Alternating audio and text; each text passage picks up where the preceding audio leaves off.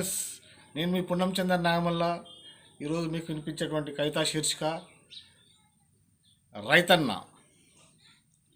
కోడికూత పొద్దుకే లేసి నోట్లో యాపపులు లేసి అమ్మటాల దాకా మూట బావి నుండి మూట వేసి బావి నుండి నీళ్ళ నెగదోసి ప్రతి మడికి పారేటట్లు చూసి అప్పుడప్పుడు కలుపు ఏరేసి పెరగటానికి పెంటను పోసి పెరిగిన పంటను చూసి మురిసి చివరాఖరికి దాన్ని కోసి అంతా కుప్ప పోసి విత్తనాలకు కొన్ని దాసి తినడానికి దేశానికి అందజేసి నీ తిండికి కూడా ఏమి లేకుండా చేసి మిగతాదంతా షావుకారుకు దారబోసి అలసి సొలసి విసిగి మట్టిలో కలిసి మాయమైపోతున్నావా ఓ రైతన్న.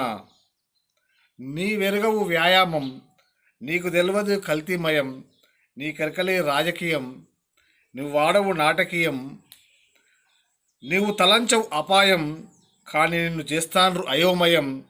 కావున రైతన్న ఓ రైతన్న, కష్టమైన నష్టాన్ని ఇష్టంతో భరించి కష్టాలకు కుంగక అక్రమాలకు లొంగక ఎదురొడ్డి ఎదుర్కొని వ్యవసాయాన్ని నువ్వు చేస్తే ఆదుకుంటది భూమాత. అధైర్యపడకు ఓ అన్నదాత, అన్ని దానంలోకెల్లా అన్నదానం మిన్న అన్న. అన్నమును పండించే ఓ రైతన్న, నీకు సలామన్న. జై హింద్.